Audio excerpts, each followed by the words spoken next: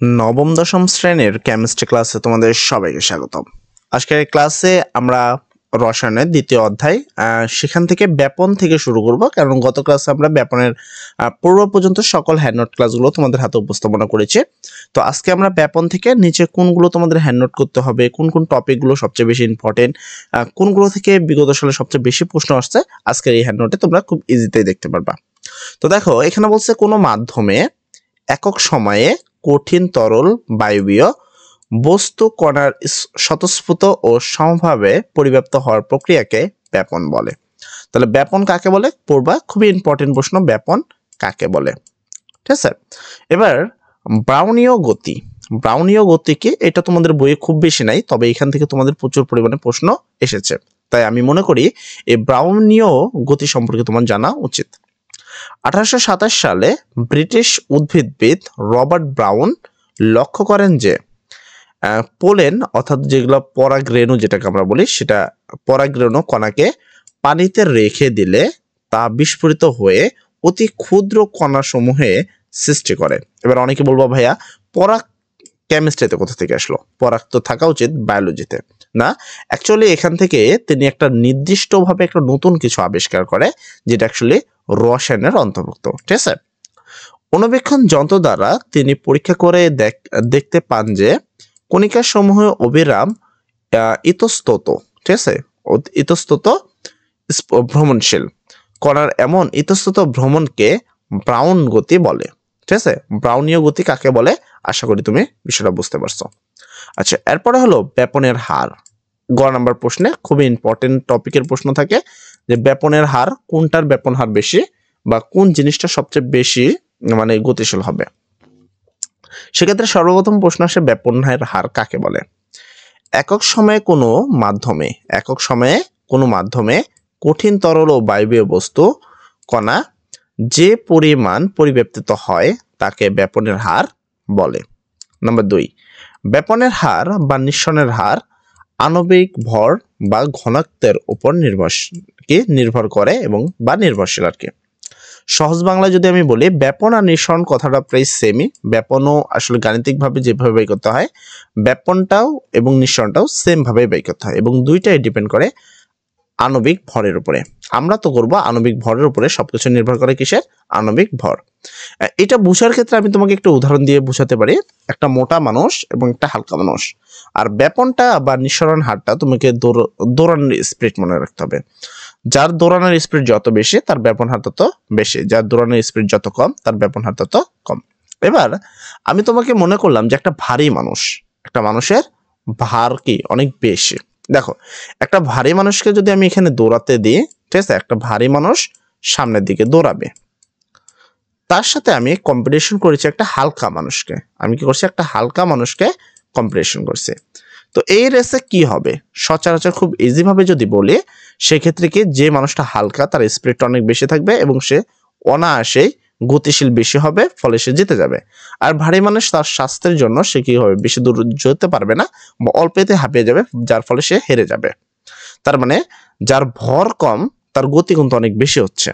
এটাই বিষয়, যে যার ভর কম, যার আণবিক ভর যত বেশি, তার মানে যে যত বেশি মোটা, তার ব্যাপন হার তত কম, তার মানে তার গতি তত কম হবে। কথা কি বুঝতে পারছো, যে যার আণবিক ভর যত বেশি হবে তার ব্যাপন হার তত কম হবে। আবার যার আণবিক ভর যত কম হবে, মানে যে যত হালকা হবে, তার ব্যাপনের হার তত বেশি হবে। আশা করি তুমি এই টপিকটা বুঝতে পারছো। তারপর দেখো ব্যাপনের হার, তারপরে এখানে আমরা ইনফিনিটিভ দিয়ে 1/, আপেক্ষিক ভর বা ঘনত্ব বলতে পারি। ঠিক আছে, এটাকে আমরা বলি সমানুপাতিক। মানে ব্যাপনের হার সমানুপাতিক তোমার কি 1/, আণবিক ভর বা ঘনত্ব। ব্যাপনের হার যদি বেশি হয় তাহলে আণবিক ভর কম হবে, ব্যাপনের হার যদি কম হয় আণবিক ভর বেশি হবে। যেমনটা আমি এখানে বললাম, সেম টু সেম, যে ভর যদি তোমার কম হয় বা তুমি যদি হালকা হও, সেক্ষেত্রে তোমার ব্যাপন হারটা বেশি হবে। আর ভর যদি তোমার অনেক বেশি হয় বা তুমি অনেক মোটা হও, সেক্ষেত্রে তোমার ব্যাপন হারটা তত কম হবে। আবার আরেকভাবে বলতে পারি, ব্যাপনের হার সমানুপাতিক 1/, সময়। তার মানে সময় যদি তোমার কম লাগে, তার মানে তোমার ব্যাপন হার বেশি। সময় যদি তোমার বেশি লাগে, সেক্ষেত্রে তোমার ব্যাপন হার কম। ঠিক আছে, এই দুইভাবে আমরা বলতে পারি। 1 ও 2 নং হতে একটি গাণিতিক রূপ আমরা পাই। তো রূপটা হলো এরকম, 1 আণবিক ভর সমানুপাতিক 1 সময়, অথবা এটা বলতে পারি যে আণবিক ভর সমানুপাতিক সময়। সহজভাবে এটার একটি গাণিতিক রূপ আছে, আমি গাণিতিক রূপটা তোমাকে লিখে দিই, তাহলে ইজিতে বলতে পারবা। ব্যাপনের হার R1 R2 সমান সমান, এই দুটাকে ব্যাপনের হার বলে, সমান সমান √M2 M1, এটাকে বলা হয় আণবিক ভর। সমান সমান তুমি এটাকে ধরতে পারো T2 T1, ঠিক আছে, সরি 1 হবে এটা। তো এইখান থেকে অ্যাকচুয়ালি এই সূত্রটা আবিষ্কার হয়। বলা হয়েছে যার আণবিক ভর যত বেশি তার ব্যাপনের হার তত, তার ব্যাপনের সময় তত বেশি। যার হার যত বেশি তার সময় তত বেশি। যার আণবিক ভর যত কম তার সময় তত কম। কঠিন পদার্থের ব্যাপনের হার সবচেয়ে কম। কঠিন পদার্থের ব্যাপনের হার কি হয়? সবচেয়ে কম হয়। এটা মনে রাখবা যে কঠিন যে কোনো পদার্থ তার ব্যাপনের হারটা কি হয়? সবচেয়ে কম হয়। গ্যাসীয় পদার্থের ব্যাপনের হার সবচেয়ে বেশি হয়। তার মানে কঠিন পদার্থের ব্যাপনের হার সবচেয়ে কম, আর সবচেয়ে বেশি ব্যাপনের হার কার? গ্যাসীয় পদার্থের।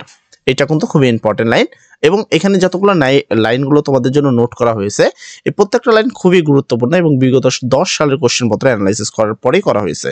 তাই আমি মনে করি যেগুলো তোমাদেরকে নোট করা হয়েছে তোমরা খুবই গুরুত্ব সহকারে এইগুলো ক্লাসগুলো দেখছো, পাশাপাশি এগুলো লিখে নিবা। এর পরবর্তীতে তুমি এই টপিকগুলোকে মুখস্থ করবা। আর আমার একটা সুজা ডায়লগ আছে, সুজা সাপটা কথা, যে কোনো কথা নাই বস, সরাসরি মুখস্থ। যেটা তোমাকে মুখস্থ করতে হবে সেখানে তোমাকে মুখস্থই করতে হবে, যেখানে তোমার বোঝার দরকার সেখানে আমরা তোমাকে বোঝাবো, টেনশন নেওয়ার কিছু নেই। তরল পদার্থের ব্যাপনের হার গ্যাসীয় থেকে কম। তরল পদার্থের যে ব্যাপন হার সেটা গ্যাসের থেকে কম, কিন্তু কঠিন থেকে বেশি। সহজ কথা যে কঠিন পদার্থের ব্যাপন হার সবচেয়ে কম, গ্যাসীয় পদার্থের ব্যাপন হার সবচেয়ে বেশি, তার তরল পদার্থের মাঝামাঝি। ঠিক আছে, তরল পদার্থের কি হবে? মাঝামাঝি। এরপর হলো নিঃসরণ। নিঃসরণ শিখানোর সর্বপ্রথম টপিক হলো নিঃসরণ কাকে বলে। ঠিক আছে, আর একটা টপিক হলো ব্যাপন ও নিঃসরণের মধ্যে পার্থক্য কি। খুবই ইম্পর্টেন্ট প্রশ্ন, বিগত সালে এই প্রশ্নটা প্রচুর পরিমাণে আসছে এবং আমাদের ছাত্ররা এই প্রশ্নটা প্রচুর পরিমাণ ভুলও করে। তো যাই হোক, নিঃসরণ কি আগে আমি এটা বলি। চাপের প্রভাবে সরু ছিদ্র পথে, ঠিক আছে, চাপের প্রভাবে সরু ছিদ্র পথে, বা এভাবে অনেকে বলে বায়ুমণ্ডলের চাপে বা 1 অ্যাটমসফিয়ার চাপে সরু ছিদ্র পথে কোনো গ্যাসের সজোরে নির্গত হওয়ার প্রক্রিয়াকে নিঃসরণ বলে।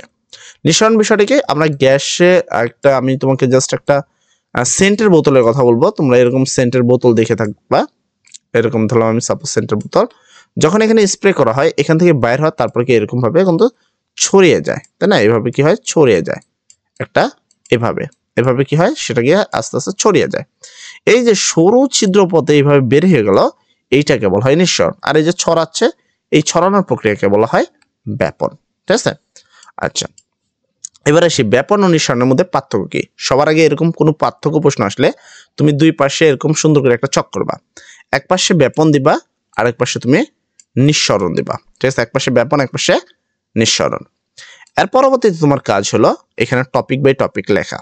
প্রথম কথা, একক সময়ে কোনো বস্তু বা কোনো মাধ্যমে কঠিন তরল ও বায়বীয় কণার বস্তু কণার স্বতঃস্ফূর্ত ও সমভাবে পরিব্যাপ্ত হওয়ার প্রক্রিয়াকে ব্যাপন বলে। আর এখানে 2 নম্বর নিঃসরণ, চাপের প্রভাবে সরু ছিদ্র পথে কোনো গ্যাসের সজোরে নির্গত হওয়ার প্রক্রিয়াকে নিঃসরণ বলে। এটা হলো নাম্বার 1। দেন এভাবে দাগ দিবা, চেষ্টা করবা যে নাম্বার 4টা টপিক তোলার, সেক্ষেত্রে ভালো হয়। আমরা এখানে তোমাদের জন্য একটু বেশি তুলছে। নাম্বার 2, ব্যাপনের ক্ষেত্রে চাপের প্রভাব নেই, তবে নিঃসরণের ক্ষেত্রে চাপের প্রভাব আছে। নাম্বার 3, ব্যাপন একটি স্বতঃস্ফূর্ত প্রক্রিয়া, নিঃসরণ একটি স্বতঃস্ফূর্ত প্রক্রিয়া নয়। নাম্বার 4, বস্তুকণা চারিদিকে সমানভাবে ছড়ায়, বস্তুকণা চারিদিকে সমানভাবে ছড়ায় না। নাম্বার 5, ব্যাপন একটি ধীরগতি সম্পূর্ণ প্রক্রিয়া, ব্যাপন একটি কি? ধীরগতি সম্পূর্ণ প্রক্রিয়া। নাম্বার 5, ব্যাপন একটি দ্রুত গতি সম্পূর্ণ প্রক্রিয়া।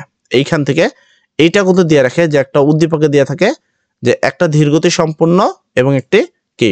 গতি সম্পূর্ণ। এবার তার মধ্যে ব্যাখ্যা করতে বলে, সেক্ষেত্রে তুমি যদি বুঝতেই না পারো, উদ্দীপক ধরতে না পারো, তাহলে কিন্তু হবে না। নাম্বার 6, কঠিন তরল বা গ্যাসীয় সকল বস্তু কণার ব্যাপন ঘটে, শুধুমাত্র গ্যাসীয় বস্তু কণার নিঃসরণ ঘটে, মানে কঠিন আর তরলে কিন্তু কোনো নিঃসরণ ঘটে না। ঠিক আছে, তো এর পরবর্তী টপিক হলো গলন স্ফুটনাঙ্গ। তো আমি আজকে ব্যাপন এবং নিঃসরণ নিয়ে কথা বললাম। ইনশাল্লাহ আগামী ক্লাসে স্ফুটনাঙ্ক, গলনাঙ্ক এই সকল বিষয়গুলো নিয়ে কথা বলবো। যাই হোক, আজকের ক্লাস এতটুকুই। সবাই ভালো থাকো, সবার জন্য দোয়া করি। আসসালামু আলাইকুম।